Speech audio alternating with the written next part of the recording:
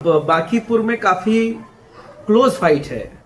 Close fight इसलिए मैं कह रहा हूँ क्योंकि आज जिस प्रकार से वोटिंग का परसेंटेज सुबह में काफ़ी धीमी थी और दोपहर के बाद थोड़ा तेज और शाम होते होते अपने ठीक ठाक वाले रफ्तार में पहुंच गई। टसल इसलिए है क्योंकि सामने प्रशांत किशोर हैं, जन सुराज के नेता, और दूसरी तरफ है नितिन नवीन के सबसे भरोसेमंद सिपहसालार नीरज सिन्हा। ये दोनों आमने सामने हैं। राजद से रेखा गुप्ता भी हैं। मगर ये जो पूरा चुनाव है और जिस तरीके से इस उपचुनाव में भाजपा ने अपने 40 स्टार प्रचारकों की पूरी टीम लगा रखी थी एक प्रशांत किशोर के पीछे, या खुद नितिन नवीन राष्ट्रीय अध्यक्ष कैंप कर रहे थे भाजपा से। काफी मजेदार फाइट हुआ। जो रणनीति और जो तमाम चीजें देखने को मिली बांकीपुर में, कैंपेनिंग, प्रशांत किशोर एग्रेसिव रहे, थाना पहुंच गए, थाने में हाई वोल्टेज ड्रामा चलता रहा, प्रशांत किशोर और इंस्पेक्टर के बीच तू में होती रही। मतलब पूरे लाव लश्कर के साथ प्रशांत किशोर थाने में भी पहुंचे थे कि हमारे कार्यकर्ता को क्यों उठा लिया गया, और इंस्पेक्टर भी झुकने को तैयार नहीं थे। और इधर प्रशांत किशोर कभी किसी भी चीज से समझौता नहीं करते हैं, मगर कभी कभी जो उनकी आक्रामक या उनकी जो भाषा है वो जरूर डराती है लोगों को। प्रशांत किशोर बहुत ही अच्छे स्ट्रैटेजी को सेट करने वाले लोग रहे, जदयू को अच्छी स्ट्रैटेजी के साथ आगे लाए, भाजपा में भी काफी अच्छा योगदान रहा। थलापति ने भी कहा कि भाई बहुत अच्छा इनका कॉन्ट्रीब्यूशन रहा। मगर इन तमाम चीजों के बीच में जो मेरा सबसे बड़ा सवाल है कि प्रशांत किशोर एक राजनेता क्यों नहीं बन पा रहे। काफी दिनों से लगे हैं, काफी संघर्ष कर रहे हैं। उपचुनाव में खुद अपने कैंडिडेचर्स को लेकर सामने आए पब्लिक के बीच में, और इस उपचुनाव के बीच में जो जेनजी का बहुत बड़ा आंदोलन हुआ तो लगा कि बांकीपुर में कुछ इधर उधर ना हो जाए। अचानक आपने सुना होगा तेज प्रताप की गिरफ्तारी हो गई। तेज प्रताप यादव ने भी प्रशांत किशोर को समर्थन दिया था और उन्होंने ये भी कहा था कि राजद को भी चाहिए कि समर्थन दे दीजिए। अब पॉलिटिकली क्या चला अंदर खेमे में, कौन किसके साथ रहा, किस अपने ने दगा दिया, बहुत सारी राजनीतिक चीजें हैं जो सामने नहीं आ पाती हैं। पर्दे के पीछे खेल हो जाता है और खेल को समझने वाला जब तक कुछ समझ पाते हैं हाथ से सारा चीज निकल जाता है। खैर, आज के जो चुनाव में जो जेनजी या तमाम लोगों का है, एक अच्छी बात ये रही कि जब वोटर से बात हुई तो वोटर्स ने भी कहा कि मेरी जो प्रायोरिटीज है वो शिक्षा है। शिक्षा और स्वास्थ्य पे अमूमन आज तक जो बिहार में जो सबसे तकलीफ दे रहा है, इसको स्वीकार करने में कोई दो राय नहीं है और कहीं से गुरेज भी नहीं है।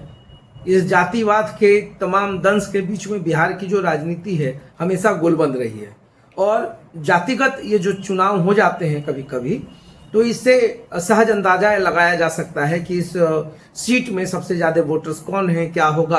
तो आधा एनालिसिस, आधा समीकरण तो उधर चला जाता है। मगर इस बार बांकीपुर में जो लोगों का मंशा था, जो लोगों ने कहा कि भाई हम डेवलपमेंट चाहते हैं, नाराजगी भी देखिए ऐसी नहीं है कि लोगों की नाराजगी नहीं रही है। 2006 से लगातार उस सीट पर नितिन नवीन का कब्जा रहा है। अब नितिन नवीन के लिए साख का विषय रहा।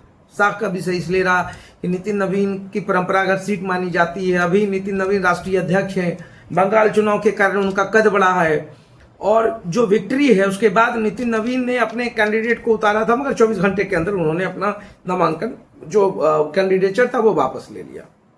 इस बीच में नीरज सिन्हा मुझे लगता है कि काफी ऐसे फैमिली से हैं, बहुत बड़ा पॉलिटिकल सरपरस्ती नहीं रहा, मगर हाँ भाजपा के समर्पित कार्यकर्ता रहे। किस तरीके से स्टेटमेंट में गड़बड़ाते रहे सबने देखा, और स्टेटमेंट देने में परिपक्वता की कहीं ना कहीं कमी रही। बावजूद इसके नीरज सिन्हा के साथ जो है, जो पूरे पटना में या जो बांकीपुर का जो समीकरण आप समझिएगा, तो कायस्थों की गोलबंदी तो रही है। और कायस्थ जो है डिसाइडिंग फैक्टर पूरे पटना की हम बात करें तो अच्छी खासी संख्या उनकी है। बांकीपुर में चूंकि नितिन नवीन का साख है, नितिन नवीन खुद कैंप कर रहे हैं, उनका प्रतिष्ठा, उनकी जो प्रतिष्ठा है वो दांव पर लगी है, और बहुत सारे कद्दावर लोगों की प्रतिष्ठा दांव पे लगी है। इधर प्रशांत किशोर भी आक्रामक होकर बहुत सारी, देखिए जितने भी मुद्दों की बात उन्होंने की है वो बिहार के डेवलपमेंट के मुद्दों की बात होती है। ठीक है, उनका जो व्यवहार है उसमें आक्रामकता आ जाती है, और कभी तो प्रशांत किशोर कहीं भी भिड़ जाते हैं। नालंदा आए थे तो एसडीएम से भिड़ गए थे, बांकीपुर में थाना प्रभारी से भिड़ गए, बहुत कुछ बोल जाते हैं। और बांकीपुर में इस बार सभी लोगों की निगाह थी खुद भाजपा के तमाम जो बड़े बड़े नेता हैं, देखिए बहुत लोगों का आज बिहार में जातिगत राजनीति होती है, बावजूद इसके लोगों ने मुद्दों को उठाया है। तो मुद्दों के पीछे काम करना होगा। नीरज सिन्हा के लिए इतना आसान नहीं है, क्योंकि एक बहुत बड़ी रिस्पॉन्सिबिलिटीज है। नितिन नवीन का सीट रहा है तो उसको बचाना है और काम करके दिखाना है। अब हवा हवाई, अब बिहार की राजनीति हो या भारत की राजनीति, अब हवा हवाई और घोषणा और रेवड़ी से कोई मानने वाला नहीं है। हर कोई चाहता है कि उसके जो विधानसभा है वहां पर काम हो। तो बांकीपुर में ऐसा नहीं कि बहुत कुछ बहुत अच्छा हो गया है। अगर सच्चाई से पूछा जाए, ईमानदारी से पूछा जाए, तो बांकीपुर में बहुत सारे काम नहीं हुए, जिसकी भी नाराजगी है। बहुत सारे जातीय गोलबंद जो हुए, उनकी अपनी अपनी आकांक्षाएं रही, महत्वाकांक्षाएं रही, तो उसमें भी बहुत सारा जो वोट प्रतिशत है वो थोड़ा बिखराव देखने को मिला है। मगर चलिए, अंततः हम तो ये नहीं कह सकते कौन जीतेगा कौन हारेगा, मगर बहुत क्लोज फाइट है। मैं बार बार कह रहा हूँ इस चीज को, और इस चीज को नोट कर लीजिएगा कि बांकीपुर उपचुनाव में भाजपा और जनसुराज के बीच में कांटे की टक्कर रहेगी। कौन जीतेगा कौन हारेगा ये प्रेडिक्शन मैं नहीं करूंगा। बावजूद इसके नितिन नवीन के ऊपर लोगों ने भरोसा जताया है। नितिन नवीन के चेहरे पर या भाजपा के चेहरे पर एक बहुत बड़ा वोट बैंक जो है भाजपा के साथ रही है। और इधर प्रशांत किशोर ने जिन मुद्दों की बात की है, मैं इसका रिजल्ट चाहे जो प्रशांत किशोर जीते या हारे, मुझे इससे कोई लेना देना नहीं है। मगर मुद्दों की राजनीति पहली बार बिहार में मुखर होकर के लोग बोले हैं, ये मुझे अच्छा लगा। परिणाम सबको पता है, जातीय गोलबंद का क्या समीकरण है बिहार की राजनीति में, ये सबको पता है। बावजूद इसके हम कहते हैं कि भाई जो युवा पीढ़ी है, जो आने वाली पीढ़ी है, मुझे लगता है कि उनको अब मुद्दों के लिए मुखर होना चाहिए। और ये सवाल सबसे पूछना चाहिए। सिर्फ नितिन नवीन के प्रतिष्ठा की बात नहीं है, सिर्फ नीरज सिन्हा की बात नहीं हो रही है। जो भी विधायक है, आज तो सबके लिए बात हो रही है ना कि आपने क्या किया।